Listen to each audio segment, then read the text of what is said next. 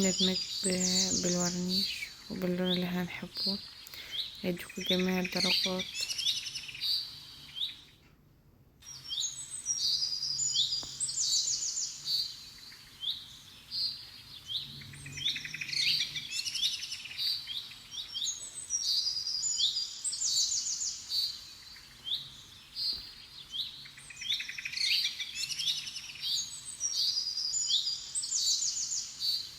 هنا كنت عايزة اركب لون نبيتي، فاخدت نقطة احمر عليها سنة صغيرة جدا اسمر، بدأت ادمجهم في بعض، عطاني لون نبيتي اهو. اتحكم بالدرجات زي ما احب، لاني عايزة اغمق احط اسمر، عايزة يدي الاحمر اكتر ازود احمر. بسجل لكم دلوقتي بعد الفجر، بعد ما صليت الفجر،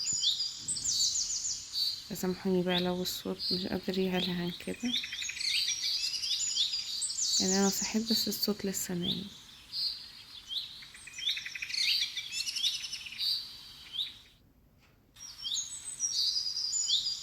يلا ادمج ادمج ادمج ادمج. متعة التلوين بألوان الزيت او الاكريليك، متعة. مفيش حاجة هتبوظ منك. اللوحة دي تقريبا ب85 جنيه، نفسي اعرف ايه السبب يعني،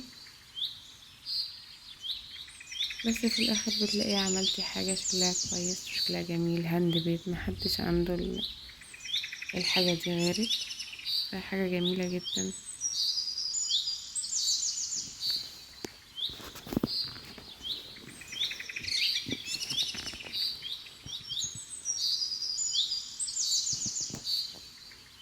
الوان الزيت بتاخد وقت شوية على ما تجف،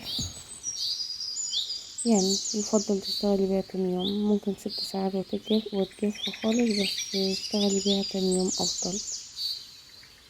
انتي تعبانة فيها فممكن ايدك تيجي على حتة تروح في حتة فتحة تبوظ الدنيا وترجعي تعيدي او تصلحي، بس مفيش حاجة بتبوظ يعني، حتى لو في لون غلط عادي تقدري تعالجيه.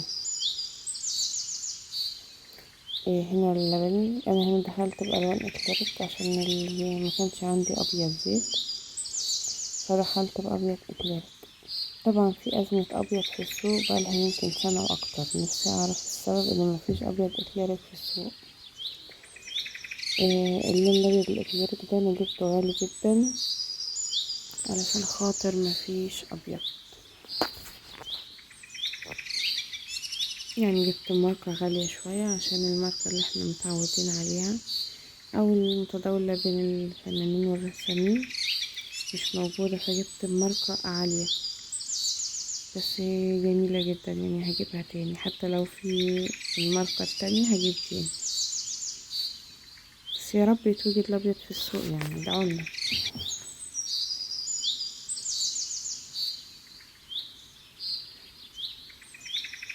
هنا حطيت اورنج على اسمر، عايزة يدي شوية على بني شوية. انا بستخدم بس الباليت لدمج الالوان، انما لو هحط الوان بمفردها يعني اورنج هجيب اصفر فيه بأبيض كده، فيبقى بحط على اللوحة مباشرة. هنا بقى هنكمل المتعة بقى، المتعة هنا ان احنا نكمل اللوحة دي دق.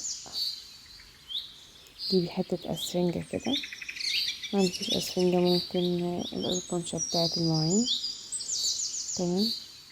وتحطي عليها اللون وتدقي بقى كده، يا سلام، دي هي المتعة الحقيقية بجد. بعشق الدق بالاسفنجة، تقدري تطلع اللوحة خشنة شوية وواقعية اكتر، فيها دمج، ملناش دعوة بايدينا واللي جرالها، مش مشكلة، بتتغسل وبتنضف عادي والله ما تقلقوش. ممكن بعد كده نحط كريم مرطب عشان لو حطيتي على نار، عشان زي ما اتفقنا دي الوان زيت، بس لما بتغسلي ايدك بعدها على طول ما بتحتاجيش تونر ولا حاجة. انا قلت لكم ان اللوحه دي دمج بين الزيت والاكليريك. انا نزلت الاكليريك اهوت على زيت وما جراش اي حاجه.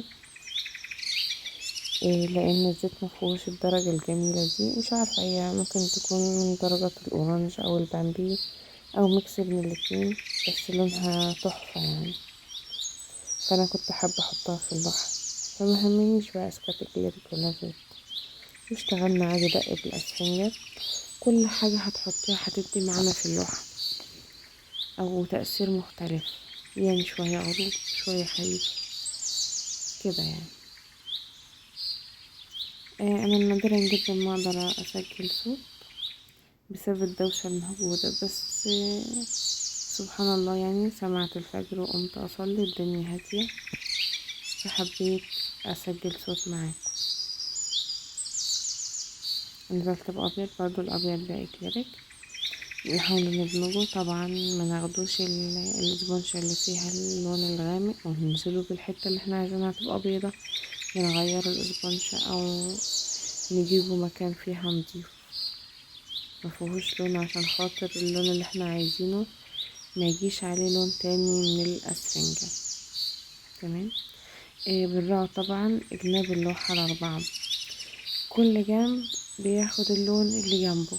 يعني انتي هتعملي اللي فوق عندك مثلا نبيتي، يبقى الحتة اللي فوق هتاخد نبيتي، الجنب ده فيه ابيض هياخد ابيض، الجنب ده فيه اورنج هياخد اورنج، بالاسفنجة اللي في ايدك. وعلى طول تمشي على الجوانب في كل جزء من اللوحة. اللوحة حجمها كبير مش صغيرة، فكل جنب لازم ياخد اللون عشان كمان تديكي إيه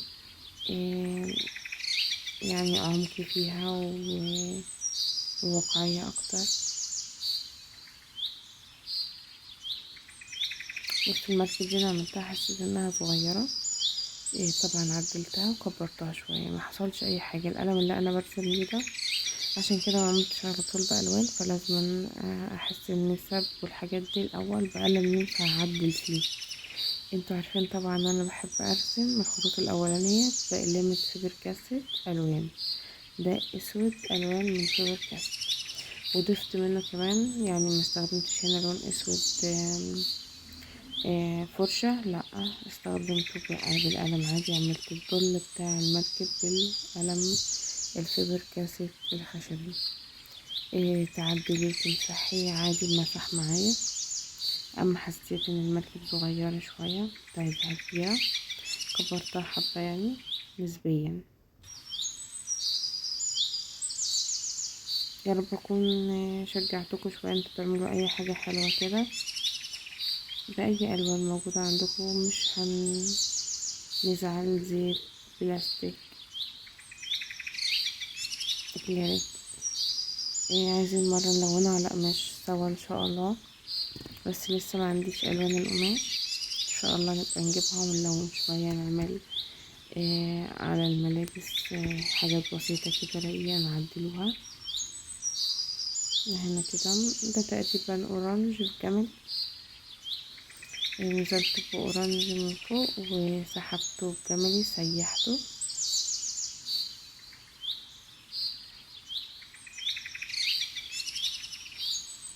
هي دي الالوان اللي انا كنت بنقل زيها من اللوحة التانية، الرسمة اللي انا كنت مختارها اعمل زيها.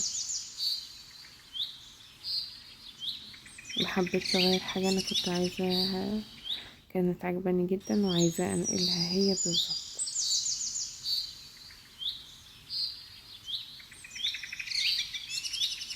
الخطوط الرفيعة دي ما يفضلش طبعا يستخدم فيها فرشة لانها ممكن تتخن او كده، وخصوصا ان الشراع ده مبلول يعني فممكن يبوظ تاني.